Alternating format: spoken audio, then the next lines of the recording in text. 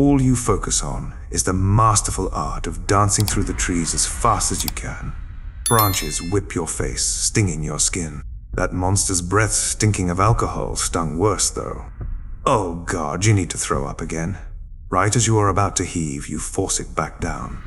Your legs burn in the morning air, and the sun flashes through the canopy as the trees rush by. They blind you for but a moment at a time, as if they could erase the vision of a body being eaten alive from your memory. That same body would have eaten you alive in a different sense had that creature not interfered. Your head spins dizzy when you stop to avoid the thick thorns of a bramble bush. Most of its fruit has been taken. The remaining ones are lower than your knees, where stray dogs and wolves are known to soil them with their urine when they mark their territory. The scarce amount of berries left indicates that you are too close to the village, that you are still on his territory. The people of his village will not hesitate to end you if you come back wearing a nightdress stained with your master's blood. That creature might come after you for seconds. Wrapping around the bush, sprinting away from your doom, you are fueled by the most basic of instincts, to survive. It matters not that without a kirtle, cloak, or hood to protect you from the frigid wind thrashing your hair, it is starting to get quite cold on this autumn morn. Forget that your loose hair and underwear soaked red would produce the impression unto any passer-by that you are either mad or a witch. All that you require is to live another day. You shall worry about however unlikely your current state is to inspire someone else to help you when you find them. No, you worry not. You simply run as far as your bare feet take you. They hurt, bleed from sharp twigs prickling them, and have somehow acquired seeping wet blisters between your toes. You are dirty, sweaty, and tired. The sun has grown as low as it was this morning. When did an entire day pass? Barely can you walk further. A small ditch, like the ones deer rest in, will serve as your bed tonight, if you are capable of sleep, that is. In the following days, you grow thirsty, hungry. The dew on the leaves in the mornings alleviates your thirst, and the occasional stream has not contained any diseases to end you yet. You take care, though, to not bathe in any of them. The last thing you need is a chill in your lungs because the nights are starting to grow too frosty to bear without sheets or fire to keep you warm. And it is not for want of knowledge that you light no flames at night. You have no means, no firestones, nor flint, nor rush, and you would hate to alert anything or anyone of your presence. Creatures of the night seem to have deserted these woods. At least, you are fortunate enough to not encounter any. You should like for things to remain that way. The next village you stumble upon after a week and a half of wandering is fortified by a barrier of big, great tree trunks, like the ones the barbarians used against the Romans. Your stomach growls as you watch them bring in their harvest, berries and vegetables from the forest, grains from the fields, meat from the hunt. It grumbles more when that night, resting against the wooden wall, the smell of meat stew and golden bread teases you to come inside, to taste their fresh delights. Had you wanted to, you would still not be capable of such a feat. Their gates were drawn at sunset, making any effort to come inside futile until the next morn when they will be opened again. In spite of that, your belly complains. And in spite of that, you await in front of the gates the next morning. The first to emerge is an older man.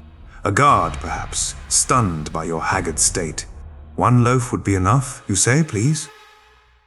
The bird's song in the silence which passes seems awfully chipper in hindsight. He turns and yells something obscene you care not to remember. 10 other men join him, armed with pitchforks and swords. They hand him his axe. They take you in, one of them smiles. He says to another, "Disguised as people now, are they?" And they ready themselves. You run. They follow. This land and its inhabitants are cruel. You should have known better. Somewhere in the blur of trees and leaves you lose them.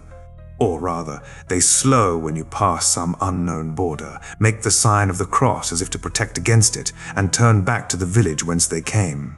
If this is an area infested by creatures of the night or some other horror, you know not, but you will take your chances with whatever resides here than those you know will kill you upon sight of your sorry state or the slave's mark on your left wrist. Your stomach is empty, yet you continue onward. You hurl out yellow bile when you come face to face with staked creatures of the night before a looming dark castle as the sun starts to set. The two human corpses closest to its entrance stink most of all. Like the bramblebush, something has marked its territory with the stench of piss and death. Your shift is crunchy with dried blood. You are wasting away. You will take your chances with whatever resides here. One last gamble, you tell yourself, cannot hurt much more than what you have endured so far, and it might be what keeps you alive. The heavy doors give way as you lean into them. One last gamble. The amber glow of the sunset disappears into darkness as you step over the threshold of the castle. You cannot see much but black, and you wonder if its occupant might have left after committing such a gruesome act as impaling the two bodies and creatures of the night outside. Should that be the case, perhaps it would be best to clean them up yourself and make this place a more permanent residence. The villagers seem to stay away well enough. This would be much more comfortable than a ditch on the ground. You turn, but before you can make your leave, cold steel pushes into the back of your neck. You hold your breath. Is the danger of death not enough to secure my peace? The question floats through the still evening air, barely above a whisper, yet all the louder for it. Judging from the voice's volume, its owner ought to be too far away to hold the sword directly. There is something in his quiet manner which assures you he is assessing you, does not yet see you as a threat. With a steady exhale from you, a small puff of smoke appears in the shaft of sunlight coming in through the partly open castle doors. If you made a dash for it at this very second, that sword would not hesitate to stab right through you by way of whatever magical means at his disposal. As you are not facing him, you decide talking might prove to placate, if not distract him from your possible escape. Must my reason for coming in not be great if I risk to enter despite the clear marking of territory out front? A snide scoff is his response. Aren't you devoid of humanity, he poses, the tip of the blade now piercing your skin, if those corpses fail to make you retch. Little does he know your bile is splattered all over the stone of the stairs below. So engaging him was a wrong move on your part. As foolish as the idea blossoming in your mind may be, you are running out of options. You will heal. If this works out, one last gamble. In spite of the steel slicing into your flesh, you turn to meet two silvery eyes. For a moment, they stare into yours from the top of once grand stone stairs, because the many tears and holes in both the dark steps and crimson carpet reveal their current dismal state. The next instant, they focus on the beads of blood wrapping a thin, stinging line around the side of your throat. He seems spellbound, his eyes hazy. He is distracted. The pressure of the sword retreats, the cold evening air seeping into and soothing the cut. You take a careful step backwards, towards the light bleeding inside. All is silent. You are not quite sure what a sight you are, but you feel the sunset illuminating yourself from behind must blind him, at least somewhat, to the details of your features. What you are sure of is that the man in front of you is beautiful. His skin is so translucent, the pale blue of his veins kisses its white surface, disseminating an intricate network like the marbled veins of a Greek statue. Cascading over his broad shoulders is his hair, as silver as his eyes. Even the orange glow of the sunset gushing over him fails to awaken the impression of gold. He stands deathly still like a statue, not uttering a word. He does not rouse any sign of life as you take another step away from him. You have nothing to say to this creature, surely devoid of humanity, much more lacking than yourself. At least your chest rises when you breathe, your cheeks burn with anger, and your brow furrows with fury. Not a single breath leaves him as your feet carry you outside. The sword stays at the threshold of the heavy doors. You hold his silver gaze as you are bathed in the stench of rot, and he does not look you in the eye. Instead, his eyes follow a crimson droplet trailing down to your collarbone, and he does not move. He likes blood, you think. There, surrounded by darkness, stands the Silver Man, devoid of humanity. Surrounded by the smell of death and urine and bile, stands you, full of life pouring out the cut he inflicted. After you are down 2 steps, the doors slam in your face. He He is devoid of humanity. He likes blood. Vampire. Yo. He hasn't slept in a week. Maybe 2. They still lie upon his bed, dead, rotting. He has done his best to ignore the pungent air of death, but it's penetrated even into the cellars and his old bedroom. Everywhere he goes, their reeking, rotted stench haunts him, never to cease retelling the story of that night. And worst of all, he'd liked it. He let them enter his bed and even begged them right until the end. I am not against you. What a load of shit. He was against them. He'd killed them after all. He hadn't been careful enough. He does not know which is more miserable, the memories in every corner of this castle tainted by his patricide or his murder poisoning his insides. He is to blame for both of them.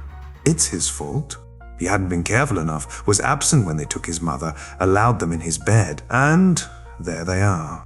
Hot red tears flow down his face again. He's wrecked by sobs again. This never-ending cycle of misery continues on again. He cannot help it, and that's what enrages him. He has made himself powerless, inert for fear of doing something horrible again. That's not how it should be. As terrible as he is, he's responsible for his father's death. He is responsible for the death of 2 capable vampire hunters. He could have been responsible for the death of a Belmont. He is wretched, terrible, cruel, but not incapable. A resolve starts to freeze his cold heart. He is wretched, terrible, cruel. He should act like it. Never again will he let someone hurt him. Never again will he get close enough to kill. He can't believe he considers taking up his father's old practice to keep humans out. Wryly, he laughs through his tears. Father, would you be proud? Yes, my boy. Finally you understand why they all need to disappear. Damn him, what he wouldn't give to revive his father. If he went back, he would join in his genocide just to be near. He's too weak. A fire burns inside and vaporizes his boiling tears. He need not waste time. They don't deserve his. He sees red, and he's in that infernal damned room again. Their foul smell overwhelms him, but he pushes through the thick putrid air to quickly clothe them in their stupid chemises he'd given them. These things are much too frilly, too refined for their lot, and another flash of red tells him he stands on the threshold of the castle with their decaying flesh on his hands. He all but throws them to the ground with a sick squelch. Father had given up staking after his mother, but there was one night, right before she moved to her cottage near Lupu and his father went away to travel, that he was awoken and taken through the part of the castle he was not to enter. He was used to the maze-like structure of his home, yet the hallways his father led him through then were much more confusing than any other he'd roamed before. Now he retraces his footsteps from back then into the inner sanctum. Within lies the armory and the torture of the past. The stake room still holds hundreds, if not thousands, of stiff wooden rods imbued with magic and science to make their recipients suffer. He has no need of such magics, but it does him good to know he'll not give them an easy place to rest. He'd like to think they will feel the sting of all the microscopic spikes of the wood slathered in the venom of the most vicious snakes Father could find. With the same acrimony Father used to wrap his books in the skin of his enemies, he will stake them outside for all to see. A warning to abandon all hope, that sort of thing. He needs to be alone. And this worked well enough for dear dead old Dad. Maybe not. Mother had found the castle and banged the door with the pommel of her knife until Father had let her in and demanded he teach her how to be a doctor, in spite of the hundreds of corpses outside his doorstep. What are 2 humans and some night creatures to the ghost who has just waltzed through his door? When he first sees you, he thinks you're one of them, come back from the dead, to haunt him, like they do his dreams. With your back turned, hair flowing loose, you're as thin as a corpse, barely there, your chemise as grimy as theirs when he staked them. He is all but ready to slice another throat. He's done it before, he could do it again. He shouldn't, but he will if it means to protect himself. As you are, though, unarmed, you pose little actual threat to him.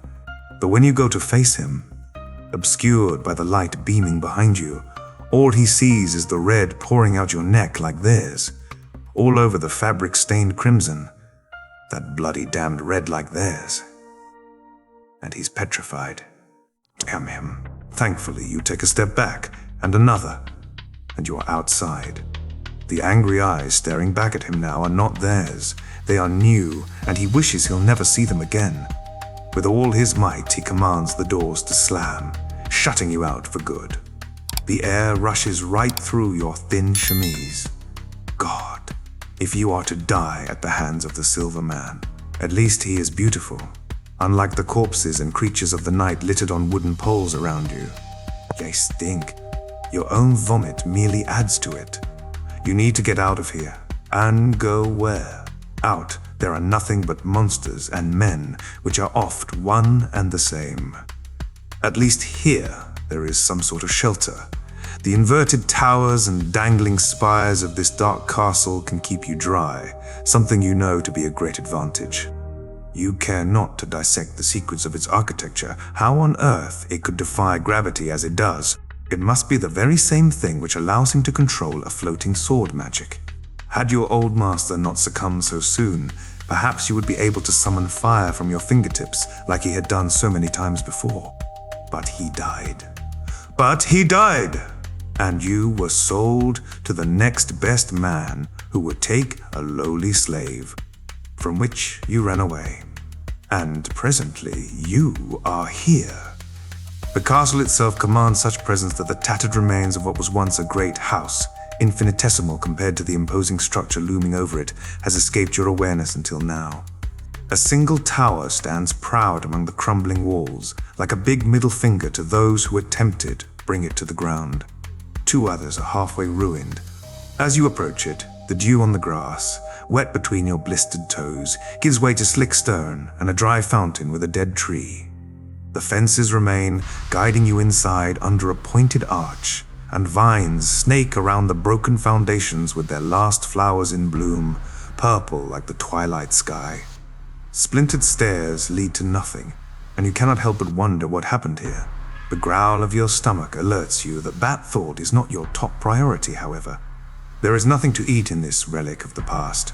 Coming out of its back, a dirt path leads to a wooden contraption built atop a hole in the ground, which opens to reveal more tattered stairs, red flags bearing some crest hung on all sides of the grey bricks of the walls, timber floors dividing the gaping pit into 4 stories. On the ground floor there is a carpet, the same color as the tapestries, yet it feels much darker from this high up. The contraption itself is a pulley system from which hangs a large rock and a square platform on a rope. They are strung up on a beam, spanning the whole of the opening in the ground, and said beam is supported by short wooden joists in a triangle, the sort of configuration capable of bearing the most weight. The platform is fenced and has a felled plank to close or open it. Currently, the beam is closed. From there, the path continues into the thick of the trees. Through it, you can hear the ripple of running water. You follow the trail to the source of the noise. Cushioned by round boulders lies a small waterfall pouring into a stream so clear you can see the fish swimming about, and you can nearly taste the crispness of their flaky skin once baked to perfection. If only you had a fire and means to catch them. This is the purest water you have come across yet. It is devoid of human waste, mud, and plant debris. Though it is a bad idea to drench yourself, it is a great comfort to quench your thirst and wash your face and hands. You almost feel like a person again when you dry them on the linen of your shift. And you are reminded of the grim reality that the crunchy red has been stuck inside the fibers for well over a week now.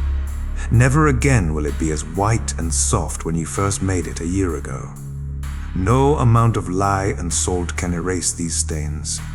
Somewhat refreshed, somewhat gloomy, you look at your fuzzy reflection. You understand why the villagers went after you. If you had seen yourself coming out of the woods like this a week ago, you too would have feared for your life if you beheld the wild creature who stares back at you now. Still, you would have given yourself some bread. They refused even that small kindness. As you rise from the brook's edge, a glint of something reddish peeks out through the pasty green of the leaves. It cannot be. Skipping over the stone which divides the waterfall in two, you rush to find red currants dangling plump and round on the branches of a bush no higher than your hips. Some have been taken. but most remain ripe for you. Their sour delight bursts on your tongue with an aftertaste almost like honey. Your expiration, however, is cut short by the warm, wet breath of something down your neck. You dare not turn to see what it is. The smell of night creature rings the bells of alarm loud in your mind. You burst into a sprint, and you dare not look back. Behind, you hear the scrape of claws on rock, the splash of water, the thump of paws on dirt, and the chirp of birdsong in the air. Heaving, you dive into the ruins, past the contraption, hoping its shattered defenses offer some sort of protection, can confuse that thing enough for your escape. The game of cat and mouse has commenced. It follows you up the broken staircase, down the winded and interrupted halls, till you emerge, and it seems lost in the wreck of a home. The contraption leads down, it shall not follow you there, would it? In a hurry, you open and snap the plank back in place. How does this thing work? Where is the lever? The mechanism which releases it so your weight can pull you down. There, a knot on a steel or iron loop. Quickly, you untie it. Your hands shoot out to grab hold of the top of the fence as the platform wobbles and floats free on its strings. It takes a moment, and in that moment your eyes meet with the blue of the night creature's glinting past the slanted gray of the ruins before it starts to descend. On your journey, you look up, terrified that the creature might look back, so you focus on the insides of this man-made cavern instead. The floors stretching into the hollow, partly lined with balustrades and crumbled stairs, have significant sections of them missing where splintered wood reveals the aftermath of some horrible conflict, most likely the very same which ruined the house above where the creature roams. Great stone arches, quite similar to those of the castle, house crimson tapestries with an intricate crest. The family who lived here must have been of considerable reputation, renown, and wealth. Now you are 3/4 of the way down. Now you are 3/4 of the way. On the third, a striking portrait of a man with golden hair and a blade quite similar to the Silver Man's, save for the red tips on its handle, catches your attention. His armor and the deft craftsmanship of the painting to depict him like he stands right there in the flesh prove the influence of this forgotten family. Does the castle belong to them as well? Did the man steal it? Or perhaps is he a descendant of the one painted so vividly before you? With the smack of wood on stone, you reach the ground, where a beam with a hook on it stands proud. You have a feeling this is what latches onto the little loop which was previously tied to keep it down there with you. As fast you can, you pull it down. The boulder strung up already makes the platform rise a little as soon as you step off of it. It clicks. The platform stays suspended, but it does not rise. Should you need to, you can easily step upon it and remove the trunk from the loop so it will ascend once more. There is no sign of the creature. You suppose it lost interest, that falling down is not worth the snack. You relax a little at that thought and soak in your surroundings. Above a closed door hang 2 battle axes. They demand your interest, and you cannot help but venture to see what lies beyond. Beyond lies nothing but darkness. It does not help. The light of the sun is waning, and it does not penetrate beyond the bottom of the pit. Although you cannot see, you can feel that beyond the door, the floor is wood. Before it, in the area which contains the platform, it is made of solid rock and exposed to the sky. Should it rain tonight, you will get wet if you rest near or on the platform. Thus, the timber of the floor right behind the door is your bed tonight. The next morn, you yawn and rub your eyes and taste the faint bitterness of your breath. God, you really need a proper bath. At this point, you would kill for a tub of water to wash yourself in. A sting nags at your neck. God, you really need a proper bed. The ground is not a comfortable place to rest, but you would much rather suffer the want of luxury if it keeps you away from creatures of the night and the man inside the castle, and so very alive. The effects of barely eating these past few weeks and sleeping on wood, dirt, or stone are catching up to you. A lack of energy renders you inert for a good while. You watch the shaft of sunlight change from orange to white, and the chirp of birdsong fades. It must be midday by now. Fine. You know there is something out there to eat, however small, and there are worse deaths than being drained by a vampire, like melting inside a night creature's belly. You rise, black spots cover your vision. Leaning onto the wall for support, you shuffle to the platform which allows passage in and out of this place. Vaguely, you remember you are supposed to click the lever down into place to keep it there, so surely it must be snapped upwards to achieve the opposite. It climbs up like a cat, stretching, languid, and the warmth of the sun on your skin is a small treat in spite of your bleak prospects. What are you doing? Stalling for the inevitable. The human instinct to survive is strong-willed as a horse refusing to turn, no matter how hard the rider tugs on the reins. Even if its lips start to bleed, it simply twists its head the other way out of pure hatred for its oppressive bit. It cares not about the smacks it will receive later. Neither do you care about the myriad of manners which can end you, Silverman included. You'll do whatever it takes to live.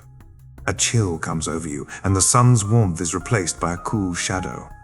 The contraption has risen about 1/3 of the way and has come to a stop. The shadow's outline glitters almost blue like the sky behind it. It steps over the entrance's edge and plummets right to you. You step to the right, and it shifts mid-air as if it's flying. To match where you are stood, it intends to use you as the dampener to its fall, to the left this time, and the shadow follows suit. About ready to climb over the railings, you realize it is inevitable. It will hit you. But, stubborn as that horse, you will not let anything else decide the direction of your departure for you. Your hurried legs jump over the top fence, sweaty palms hold on for dear life, and the underneath of your chemise blows around your legs. You look up, eyes wide, and let go. The shadow's black cape flutters behind it, and the contrast between the black and white of the shadow's skin tells you it is no shadow. It is the Silverman. Why he would go so far to kill you both, you know not. However mad he may be, there is something magical about his hair rippling like the sea and the weightlessness of your own descent. The breath is knocked out of your lungs and a sick crack resounds in your spine as you hit the floor. You suppose your fall was not high up enough to end you after all. The man follows, and you get ready for your ribs to crunch. Your hands reach up as if they can somehow protect you for your imminent demise. Your eyes shut. A waft of wine washes over you. Your eyes open and meet with brilliant silver. Boo. He hovers over you, right above your palms, as if they are suspending him in the air. The alcohol is so putrid you can taste it in your mouth. Almost you retch, but his proximity freezes you cold. His features are neutral. Like these are the most normal circumstances one could find oneself in. His eyes sparkle even where the sun does not reach. Vampires are to burn in the day, yet he is not aglow with fire, does not scorch your skin with blinding heat. You blink once, twice. His lips curl into a slight smile. What a little shit. What are you? Enough to kill you in an instant. Sprawled on the ground like this, you now notice the familiar glint of his sword floating next to him. It is coated in yesterday's blood, which has somehow retained its liquid form and drips down. Your blood. Yet you refrain. His face inches closer, his gaze feels stronger, and the stink of liquor stings your nose. His breath reeks. I've given you a chance to flee, to stay alive. Oh. And yet, he continues, here you are. Had you not returned, you would be dead meat in the guts of a night creature. If not that, the villagers and wolves and bears would have loved to take a bite, you think. Some chance. Forgive me for taking my chances with whatever you are, as opposed to a creature of the night. If that sword were not aimed at your face, his would be covered in your spit. That seems to spark some sense of sympathy in him. Whatever he might be capable of feeling, that is. You may use this place as shelter. You're not to enter the castle under any circumstances. Avoid me unless you want to die. The sword's tip pierces through the scab of where it had yesterday to illustrate his point. Do I make myself clear? Today, though, he pays no mind to the blood welling up your neck. You swallow crystal. And like that, he is at the top of the entrance. The wooden platform starts moving again, down to your level. He disappears as fast as he had come while falling. How strange. More often than not, these are the two words which have crossed your mind over the course of the next few days. First, upon discovering the lever that causes self-lit torches to illuminate the entirety of the library you may call a temporary home. Second, upon the sheer size of said home. A library 3 stories deeper than the hall which precedes it and grants you entry, containing thousands upon thousands of books, shelves of knowledge, much, much more than your old master's library could have ever hoped to contain. Third, upon the subject of almost all of them, the art of slaughtering monsters and vampires, their weaknesses, their strengths. Fourth, upon the proud display of this family's achievements, a leviathan skeleton hovering on strings, a glass cabinet revealing dozens of vampiric skulls and monster parts alike. And fifth, when you finally went above ground, upon noticing that one more creature has joined its staked brethren in front of the castle. Sixth, upon the sudden insight that it was not your blood which had been dripping from his sword then. It was the creatures, the very ones staked before the castle's entrance, whose eyes, even in death, still shine the same dull blue. God, it smells awful. The sixth instance, you thought how fucking strange it is when the Silver Man emerged at noon and stumbled down the stone steps to piss on its merry little graveyard like a dog marking its territory. And when he came again the next day, and the next, if he notices you watching from under the trees, he makes it a point not to let you know he is aware. And you, too, have settled into a routine of sorts. Wake up, wash yourself in the stream, forage, wander the forest in search of pretty baubles, shriveled insects, the bones of mice in owl pellets, to add to your ever-growing collection of the microfauna of these woods. It helps to have some goal to keep you occupied, to pretend you are not merely living on borrowed time, to ignore the increasing hunger. As if the hollow, the empty in your gut was not large enough before you arrived here. After your walks, you come back to the Enchiridion Bestiolae, the handbook of small creatures. This one you found with the guidance of the index, which is half empty, and everything in it has been added as time went on. It is not a comprehensive guide to the knowledge of the Belmonts as it claims to be in its opening lines. Leon Belmont, whoever you were, your organizational skills were mediocre. Those of your descendants did not improve. Drawings do not add to the clarity of anything, and a shelf on monster penises does not belong in the middle of the flora section. A whole floor of the library labeled simply as magic.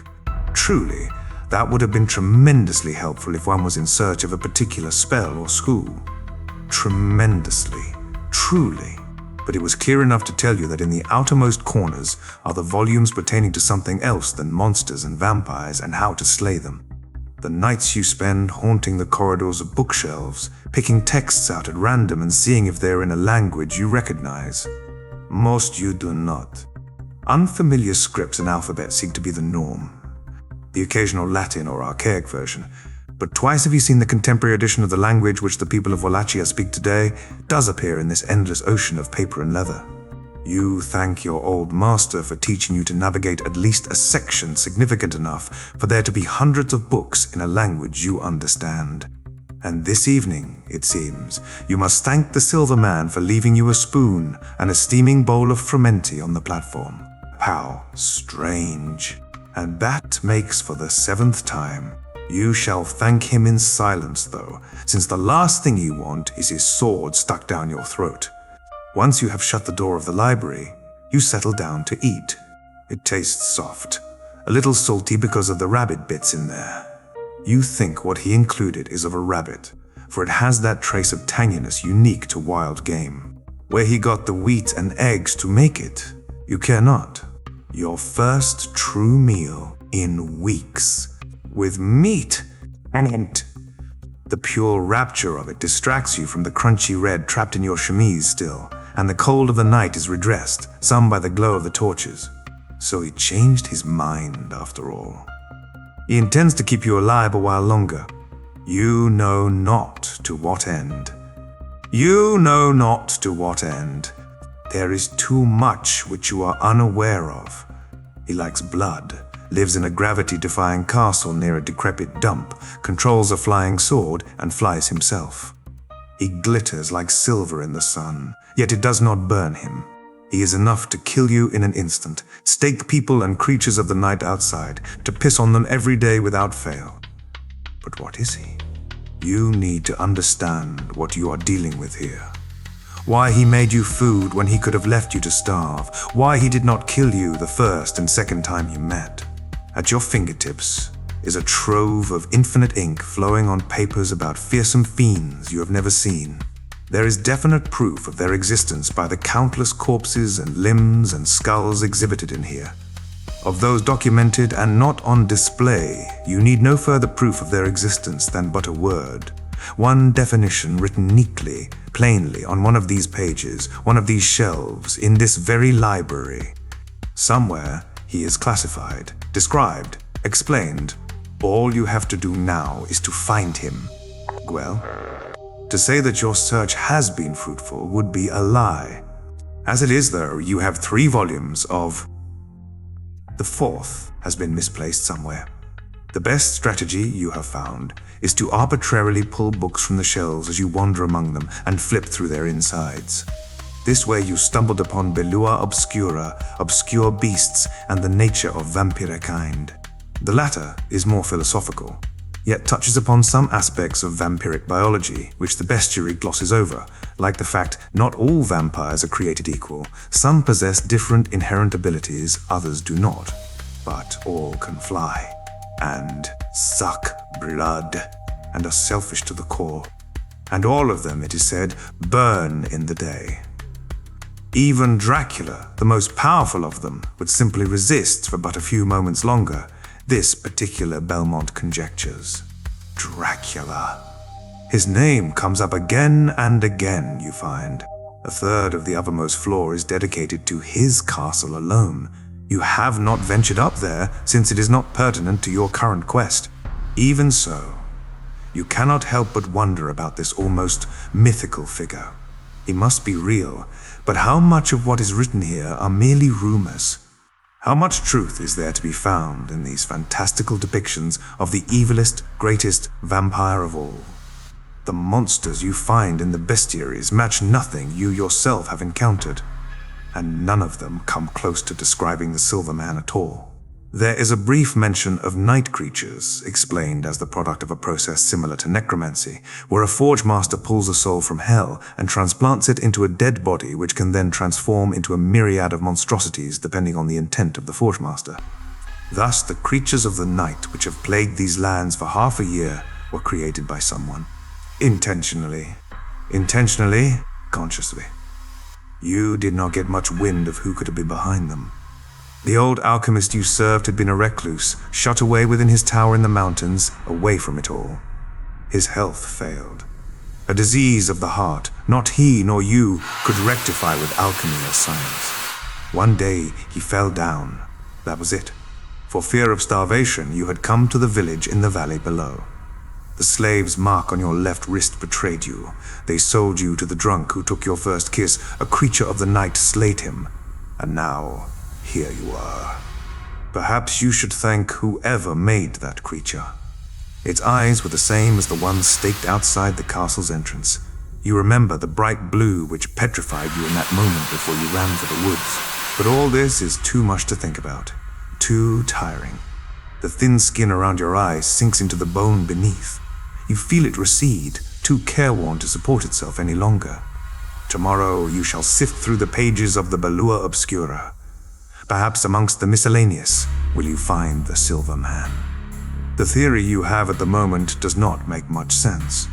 A vampire who somehow found a way to negate his birth weakness. A vampire mightier than Dracula. Should such a being exist, surely the Belmonts, a family you now know to be bona fide monster hunters, would have recorded its existence.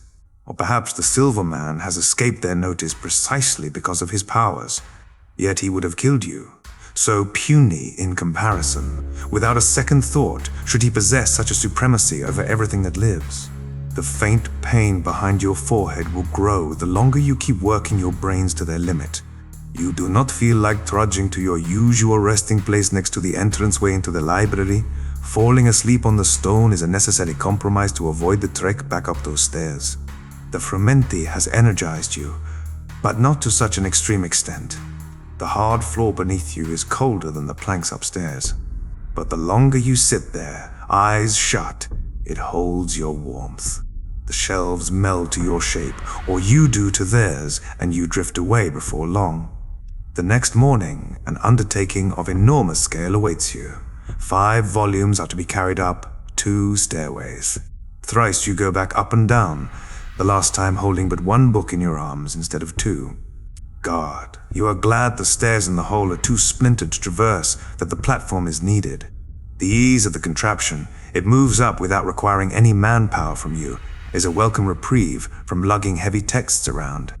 The bowl and spoon from yesterday you have with you, in your hand. Since the Silver Man does not appear before noon, you feel it safe enough to set them on the stairs of the castle doors. Even if you have to battle the stink of death and urine and vomit, your bile still lies, as dry as the blood stuck in your chemise, splattered upon the 2 highest steps. It takes effort not to throw up again. Quick, you retreat from the castle, into the forest, to the stream, to wash. The fresh feeling of the water helps ease any lingering nausea. Looking on the fish swimming in the creek calms you, and you wish you could join them. You could, technically, join them, but it would not be wise. If you did, a chill would come to nestle in your lungs, make you cough, and your body would burn in vain. But to be a fish, in clean waters, to let the currents take you away and empty your head, that is what you wish for. After your face and arms and legs and neck have dried, you do not venture into the woods as per usual. Instead, you return to the ruins and the library. At least, such is your intention. Shining silver distracts you as you pass the castle. Why is he sprawled on the ground of the half-open entrance? That is a question you are not to concern yourself with. Should you come close, should he awaken, you are dead meat staked on his sword. But he does seem helpless, in a way. But he will kill you. You, in an instant. But he is cautious of you. Something much less threatening than the creature of the night he staked but yesterday. If something attacks him, surely he can end that thing. In an instant. Like he would if you came near. Why on earth would he be afraid of you? Evidently, he is capable of defending himself. Even while unconscious. But is he truly? This could be a ploy to test you.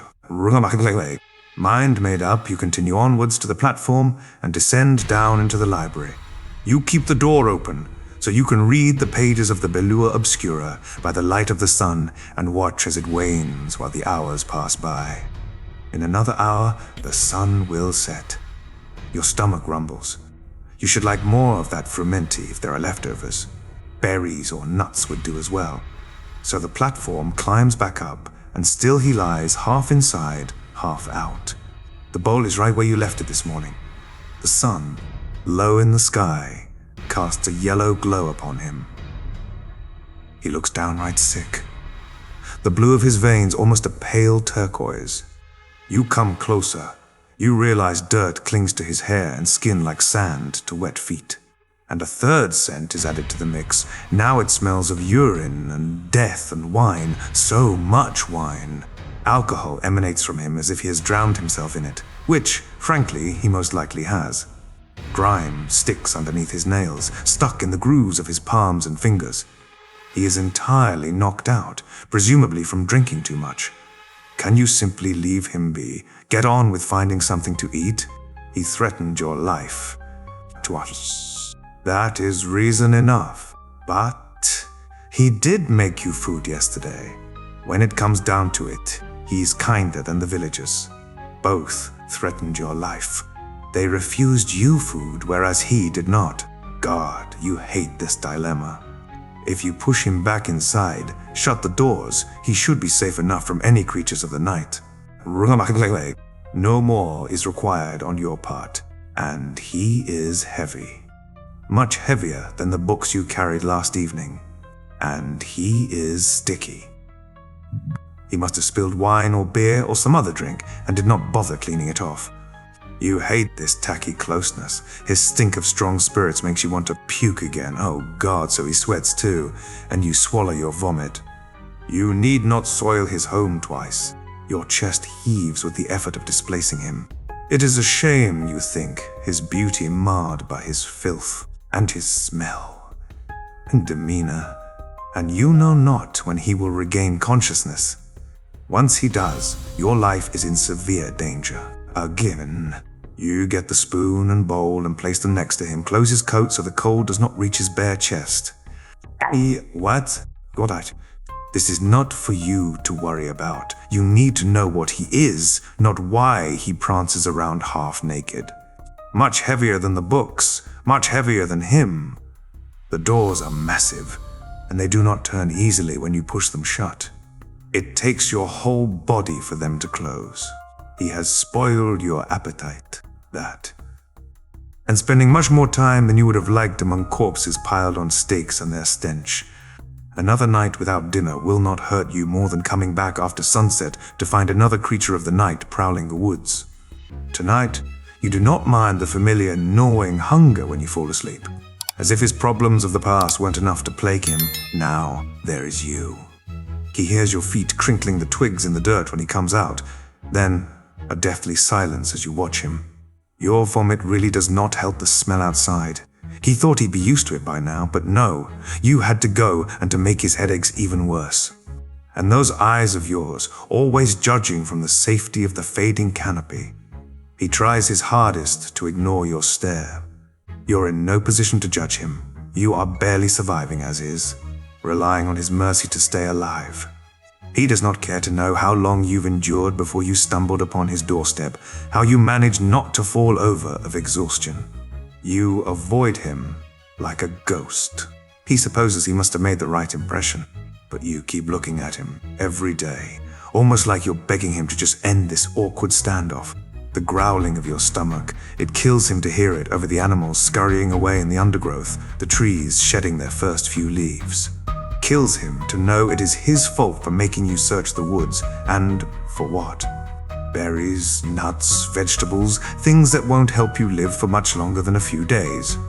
Though he should not care, shouldn't bother, he makes dinner for two. A mistake, he tells himself, that he can leave on the platform for you to find. Something better than foraged scraps, something warm. That night he forgets about it with liquid courage. The last thing he remembers is opening the doors, the feeling of your gaze on his face, and after that, the world spun around into nothing but a dreamless void. If that blackness is what death is like, he wouldn't mind it. It is not what he wishes for, but the release of his misery. To think about nothing for once, that's something he finds himself craving more and more. He clutches his forehead, the pressure of his palm distracting him from the pain and agony in his brain. God, it hurts. This is the part of drinking he hates the most, the aftermath. He must have crawled back inside, although. When did you return the bowl? And spoon? Why are they here next to him? With horror, he realizes that his coat covers him like a blanket, as if someone tucked him in. He wouldn't do that. Last night he bathed in wine. He does not care enough to remove its sticky residue from his clothes, and certainly not to protect himself from the cold of the castle. He walks around shirtless for fuck's sake. And that's his own fault. He did not think twice about burning the insides of the room where it happened after he staked them. He deserved for all his shirts and shifts to turn to ash. He's got just one coat and one pair of trousers and boots anyway. His point remains though, he argues to no one in particular. He wouldn't close it. But maybe you would. And if you are the one who did it, that would explain the mysterious appearance of the bowl and spoon beside him. And why he's inside when the last thing he remembers is going out. You came near. He should end you, like he promised. He doesn't feel like killing you for your kindness, though. No. Instead, he cleans the bowl and fills it with the cooled remnants of yesterday's fermenty. He drank too much too soon to finish it, and he has water cooking for a steamed fish on the stove anyway. He can spare some for you. After he has finished his own meal, he finds the platform already at the bottom of the gaping hole leading to the hold. It's not much effort to fly down and back up without a sound. It is not much effort at all to feed you. He's doing it just this once, though. Just the frumenti, nothing else. This is the last of it. Of the frumenti, and of his kindness. Though his lineage redresses some of the effects of alcohol, the abundant quantities he swallows of his father's favorites act to negate any and all insusceptibility. And tonight he finds himself completely and utterly inebriated, slumped against the cold walls of his father's wine cellar, and he shudders at the way he desires to be back in that infernal bed, 4 warm hands starting a fire inside with their devilish touch, inflamed by the surprise, the first time. He downs the remaining wine, lets his hand fall to the floor. The glass explodes on the stone, the shards stab his palm, and his skin sears with the aftershock of the crash. Maybe he'll just leave the pieces stuck in his flesh. He deserves it. It'd do him good. Anytime he remembers them willingly, he could clench his fist so the wounds open again. They pierce deeper. He hurts more. Maybe not. Currently the cuts are sterile and, if removed, tomorrow they'll have healed enough to leave, but white streaks where the glass penetrated. His nails, long and precise like scalpels for willing them to retreat, would eliminate one of his natural defenses. Pick at each punctured line across his palm. His mother taught him a steady hand. Where is it? Where is it? He shifts, straightens his back, and the tinkle of glass against stone alerts him to the now ruptured state of his trousers. He'll mend them. Whoa. Eventually, back to the task at hand. The low temperature of the dewy air and the wetness of the glass pieces covered in wine help with the pain as he pulls them out. The warm, gentle buzz in his skull helps too. The clinks cease. His raw hands grab another cool bottle, but he doesn't put it to his lips. The rosy lattice which disturbs the icy white blue of his flesh distracts him too much. The feeling of tempered silver searing into him flashes underneath. His nails, sharp as knives, claw at the strings of scar that wrap around his wrists, his arms, his chest. He refuses to let them heal. Rightly so. It is a mark of Cain, which damns him. A much-needed reminder so his demise can't come from anyone but himself. The ache of blood welling up is wholly deserved. Tomorrow, they'll be pink, half open, his anger forgotten by drowning himself in wine. Speaking of, he takes the bottle and swicks it back. He needs more. It flows down his throat with a soothing sting. He yawns. Way! Sleep beckons, but he'll not give in to her temptation. She has but one end, screaming, in terror or tears. You must be half as mad as he for starving away and staying where you are, near him, where he can easily hurt you at a moment's notice. Or your motives are more sinister. If that's the case, he was right to leave you in the hold. He would have been accommodating you a little more at least, had he not known how beguilingly cruel the supposed innocent can be. Maybe, if he'd let you in, he would be hearing your steady heartbeat, be lulled into actual rest. Now he disappoints his mother with his want of hospitality, of basic human decency. However, he is not human. No apology would change that fact. Still, he begs her forgiveness at times. Maybe leaving you a meal was one of those times, but not tonight. Ooh, true kindness. Repeated kindness. He'd grant none so long as the freshly woven rope round his wrists and the impaled corpses outside remain to retell their story. He needs them to remain. How else would he remember it tomorrow when he comes to relieve himself? If he went out there hungover and definitely not in his right mind and was met with you, always watching, he daren't contemplate on what comforts you could offer him. How on earth would he keep himself from talking to you, inviting you inside, if not for their stench, for the pink ribbon wrapping his limbs? This port will not do. It's not strong enough. He feels too much. Hot tears spill. In a line which is anything but straight, he hobbles to the cabinet where his father kept the aqua vitae. The next morning when he emerges, the sun hammers his brain, and his stomach hurls out fermented crimson bile, and his throat burns, and he topples over in his own vomit. Pray, madam.